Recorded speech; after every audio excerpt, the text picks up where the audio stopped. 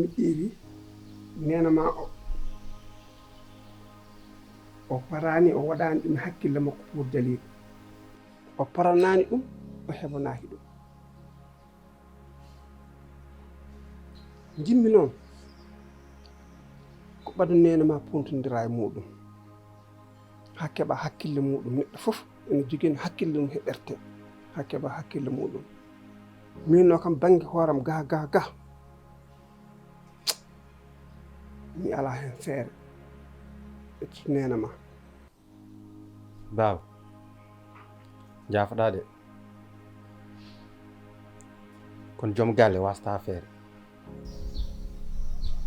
sa darima no poɗɗani hen dardade a haalde makko no poɗɗani haldude makko kala ko jiɗɗa o waɗ ɗum o waɗata par ce que an woni kilifa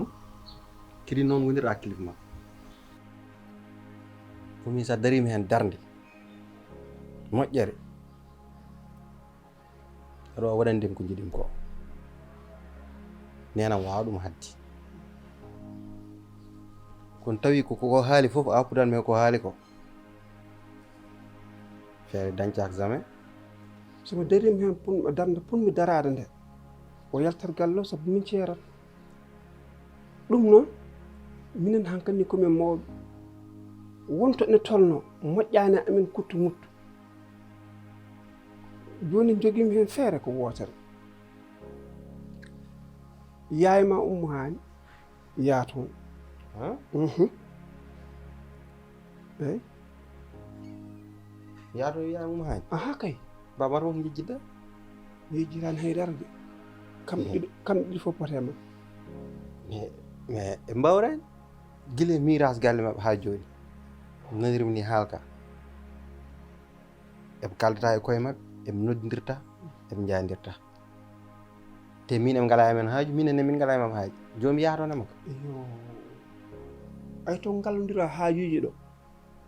kamɓe to ɓe gallodira haajuji ɗo an jogoto haaju ha haaju wattu wonde hakkude mabɓe mbiɗa heeɓi haqiqa on sa yiito muɗum ma haalani ɗum musat kono nde haalanima foof o nanata ɓeteno jaɓat asiki mbiɗa andi neɗɗagal on to tolni mbiɗa andi qualité yagal mum to tolni famille mabɓe o foof on kala ko haali hen ɓe ittata so waylaki no wano min de yaade nder hoore ma tedde yam no feewi par ce que nenam guila o wadde mo jiiɗo ɓe e baaba ko dentinɗemi mi ala e mabɓe haaju jibril eɓe ngala ema haaju daro no haaju yumma waye mabɓe ni ɗum haaju ma yo bon hen an ƴeew haaju ma e mabɓe ko miñira makko ko yumma ala jogui mabɓe rôle mawɗo surtout ma noon hande to jallugol watti soynede ɗo an hande famille o fof ka jallugol hen ka poɗɗo soynede hen kala ko boni aɗa wawi fewtinde kala mo waddi o wiyata ko ma neɗɗo moni foof ma naata hen ƴeew tan hakkudemi Jalika hakkude ma e Jalika no wayi min o wi ko mbiɗa jingana Jalika kono mataw kay min mi jinganta Jalika mi woppam ko gonga tan kalanmi ɗum noon yaato on jehudda e mum ko joom hakkille pamodiron hayso felima wona felore turu lawol haɗani e goto ko ɗum de mbiyatma ɓeydantumami hen ndaaro moƴƴere Allah haaɓa ta wona yi famille mabɓe o no wayi amma jani noɓe mbayi noɓe mbayno to wa noon sa wayi noon a naftata ɗum mbawmi wiidemi baba jarani miijade oto miijo hen won miijo fof ko jinnaɓe ma baba min dal jawgol am tones a tedda yam trop bommi te sa yi wona min tan bom ayi penda e hoore mum ala e mabɓe haaju min ala e mabɓe haaju nenam ala e mabɓe haaju kamɓe eɓe ngala e mabɓe haaju joni fintan mi are madde mab sohla ɗum de en tedde yam kono ma waɗ mbiɗa ko ay rento noon oto teddinde jamanu wattudemo sukune ay ndiɗo teddinde ndi limtuɗa ɗo kaari yahata ndaw ko yooɗi an mbaɗa rôle ma ha timma sabu an a wona debbo ka gorko ɓe limtuɗa ɗo ɓe fof ko rewɓe gorko ne jogui foti jogade rôle muɗum taw jiiɗa e rôle debbo moftata tikkere debbo jogui ko wellita gorko jogui ko wellitare inchallah ma waɗ mbiɗa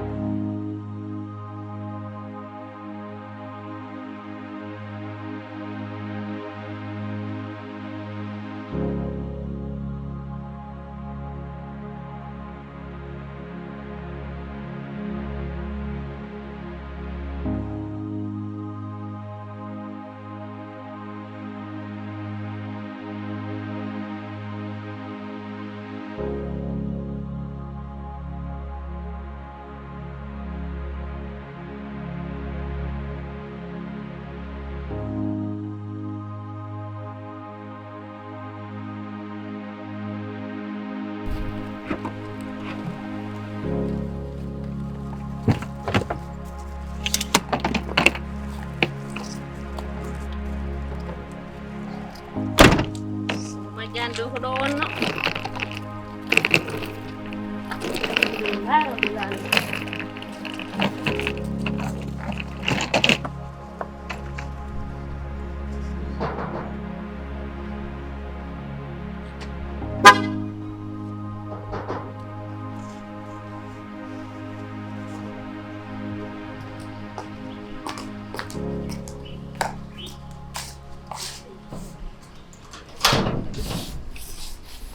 Assalamualaikum. Ya. Allah. Aku bebel lah. Ayo, muram. Ayo yang munam. Ayo bejam. Ayo yang. Masuk awal lo. Ayo sambil maju tu. Tiada kami wow. Masya Allah. Tuan mana? Gua kan mau jadi deh. Lebar kamu kan? Liyo ni ada sel bismillah ayo lela ayo ma sende neddo ko jewnu da neddo ko fof ya mi hodi do mo de jahatan gilata jaham anodata kam nyande fof ajewta hol dum gonni mi yahatan jejjita kam oftan goguma yes mum nana arta de mon holluma hoore makko de kadde on tikku randi ko tay bismillah ma bani o ari nokkuma kada waɗi ko moƴƴi ko feewi nde wonno fulɓe ne kaali konngol so tawi ngol yurnitama wallahi ko gonga mbi so ɓerɗe koddi goɗɗodirta so yimɓe kuccodiri cuuɗi ɓerɗe gondani ɓen ɓuuri woɗɗodirde ɗum ɗo noon ko mbaɗɗa ɗo ko a yettatake a yennetake nde wonno ko an o jeeyi garɗa e nokku ma seydi ba pullo kadi ngoɗo yeeso mbiɗo wowi ɗum e oɗo galle wallahi mbiɗo yettu Allah noon mbiɗo yettuma mbiɗo yetta kadi sohnajo o jali kam mbaɗa yinno jewten seeɗa aɗa andi an bamma sikkata tan mataw yidde kam neɗɗo jolat tan waɗa e ɓerndu mum jole kadi itta ma sikka tan ko wutte sa jolama ɓonɗa sa jolama ɓorta yidde wona noon ɓernde ko yiɗi ko on tan hokkete. Nene inde baaba mi annda ko naati ɗum ɗe balɗe. Neɗɗo a dañat probléme ɓe jibinɗe ma fotma wallu, kono hannde si waɗi kam ni mi haawete. Nde min an har andi ni mbami e baaba min kom ko sehlam te mi yiɗa dara ko muusi ɗum, mais ko yiɗi ko ni min mi waa ɗum wat. Tun ɗum waɗi ɗum nisat am min ɗum min wawta ɗum wat. A haali goonga yidde hay goto labonta ko neɗɗo mo yiɗi. Neɗɗo ko neɗɗo labonto horum ko yiɗi ko, so yehi noon ko nden wawata fewnude, ko nden kadi wawata jibide hen ko barkino ko. So Allah jaɓi so mi ummimo ɗo joni paami koto bamma hande il faut ko min kalda. Aɗa andi so ɓernde ɓuuɓi duwawu gasi. Ɓerdam no ɓuuɓi e ma kadi tawɗa ko yumma, tawɗa ko gorgol ma, tawɗa ko bamma. Mbo sowe ma bangeji tati ɗiɗo fof ko teŋe laabi ɗiɗi dañƴa ko sanno ko hanki ko webno hanki sadi hande ko teŋe laabi ɗiɗi ko galle gorgol ma gonda,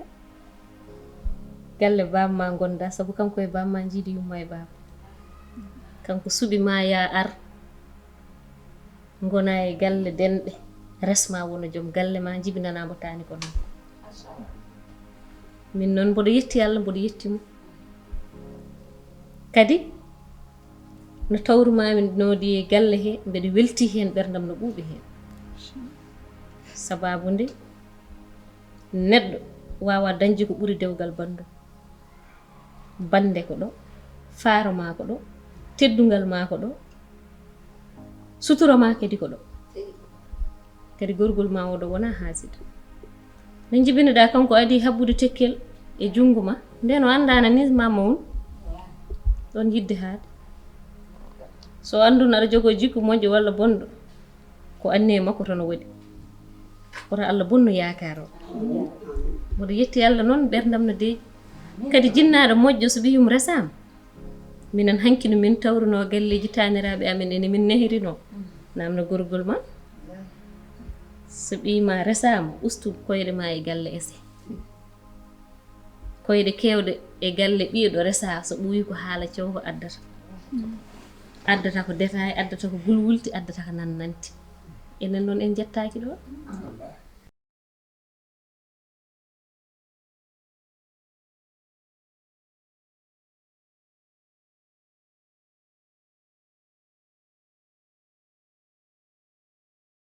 Nene an mi yiɗa hon gono ɗo hon laya anni ndax min déjà probléme aji ɗiɗi gonmi tan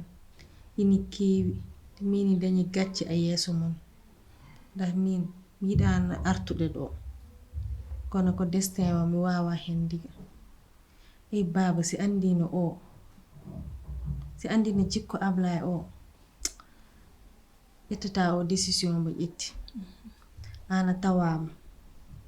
min mbeɗa andi ko tigi goppumi ɗo Ablaye jahnomi ko Jibril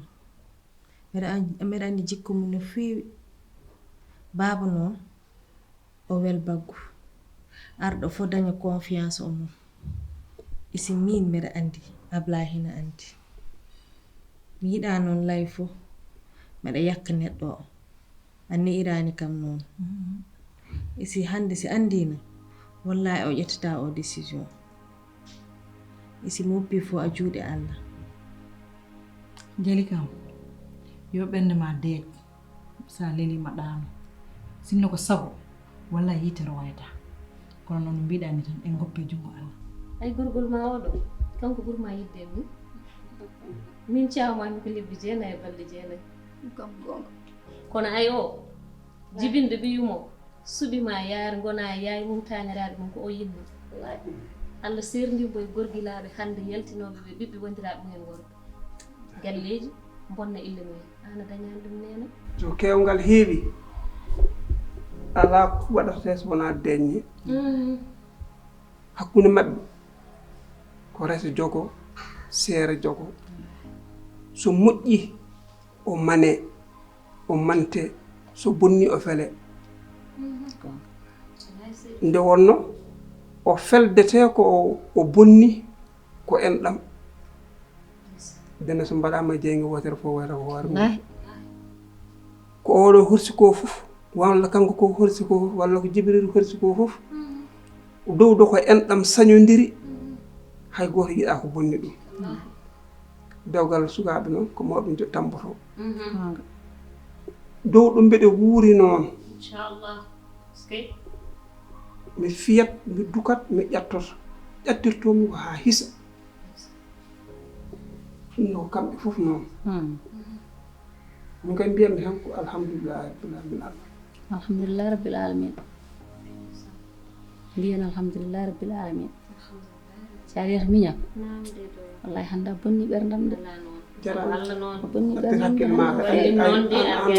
an kam ko gondima gondi tan koye segere miijam gono woɗɗo mayɓe ne jeewa wuurde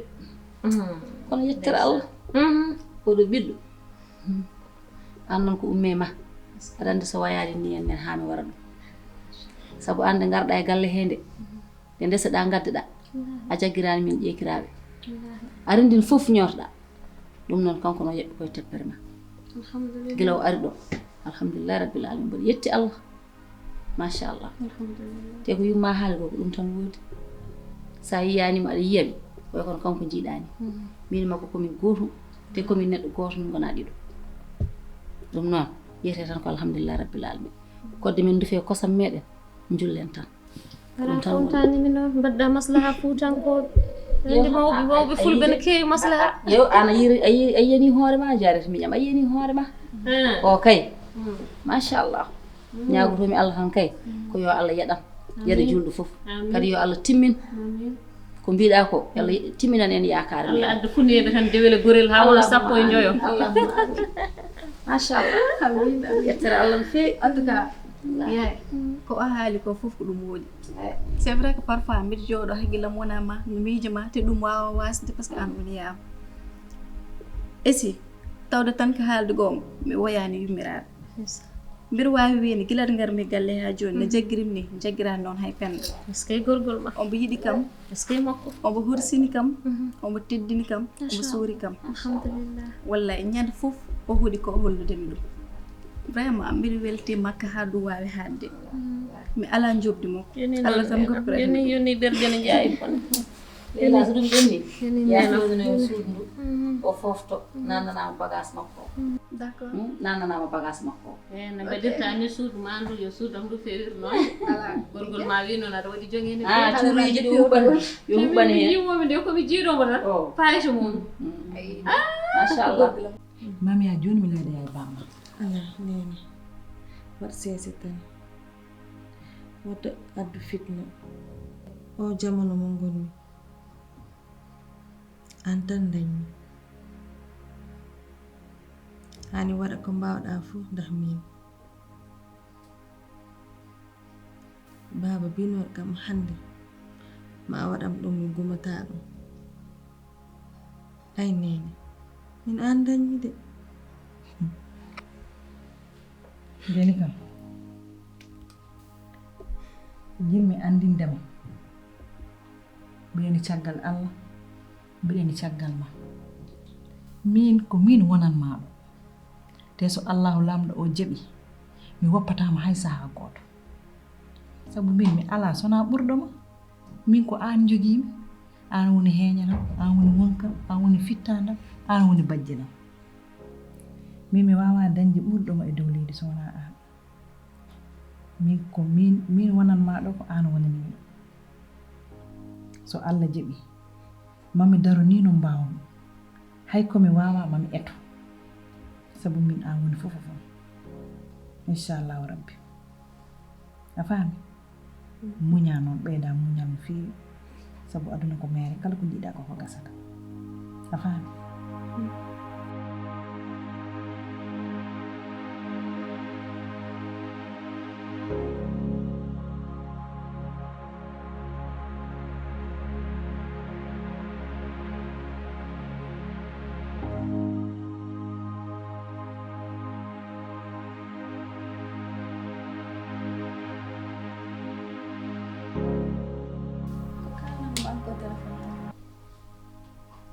tawde tan ka haalde gonga mbiɗa tampide somi andini Jibril ni woya mi mbelata nadde e Jibril c'est vrai que mbiɗa yiɗnomo depuis gonmi cukalel hay joni e si hannde so tawino komi ɗum jinnoon en 100% yiɗɗama mun ustima hannde no feewi par ce que mbiɗa sikkuno gorko goɗɗo waɗata kam ɗum mais wona Jibril komi mbiyata ko tan l'apparence est trompeuse Jibril ko hollirta ko boowal e ko hollirta ko ɗo wona gootum yaay mbiɗa tampiɗe Leila jinni ko ya addu jungo ma jooɗo jinni ko ya ndaara ma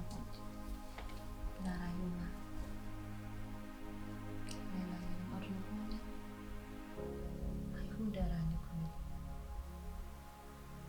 kala ko jiiɗa e aduna ko muñal hay hunde finani weli kadi ɗo moye nebbol wiyatma yaremo jaalal Leila duuɓi 30 pawɗi mbaɗa woni e dewgal min e ɓamma Leila dewgal kala biɗo mon weli funtima gilli ko adan nde gonɗen sukaɓe refti hen ko ɓesgu so ari ngo ko heddo korsa heddo e sukaɓe ma dewgal no faaɗi leeso ngo ko yimɓe ɗiɗi keƴata hen ko ana joom galle ma Leila ka cukalel ma fi chéri mais Leila mbeɗa halfinma konguji ɗiɗi haɗi keɓitade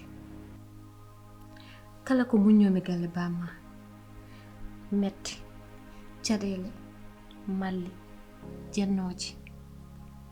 ala fof komi wiyaka pour hami yalta e nder suudam kono mbimi ala fayide debbo ko resede enen culture men caggal nde gonɗa debbo sa yontinnade dewgal a yalta e juuɗe jinnaɓe ma ko joom galle ma caggal joom galle ma ko ɓesgu ma en jibinete eɗen kalfa en mayata eɗen kalfa Leila yilam sa muñani curki a dañata ƴolɓe somi muñani min ndewmi ɓerdam ndewmi belamma aduna ndewmi cukagam e boteyam est ce que ma jibinande hande ha mbawa yiide aduna o mbawa yiide desowom mbawa wonde suudu ma mbawa wondude e SN e andude gurdam famille a wawa sa arani ɗum ko muñal addi ɗum Leila ka tan Cheikh Omarul Foutiyou Tall aɗa andi mama Sokhna Adama Aïssa ko wanno ka cukalel génération mon yo yeeƴo gandal jangue histoire gandon en réalité holi onon d'abord muñal woni onon cukalel pullo jibina koye diine mawni koye kalifande mayata koye needi rokkirta ɓesgu so Allah rokkima an jeeyi so haɗima muñalla ko joom yurmede woto ñoheemo woto koynemo woto bonde gurdam makko Allah joomam ko joom yurmede oɗo kelmine aduna maduna ko muñal wawi fof oduna Allah joomam rokkirta ɓesgu so Allah rokkima an jeeyi so haɗima muñalla ko joom yurmede min koye mi ronki famodirde e siraɓe min koye mi ronki yewtide jikiraɓe sabu mo ɓesna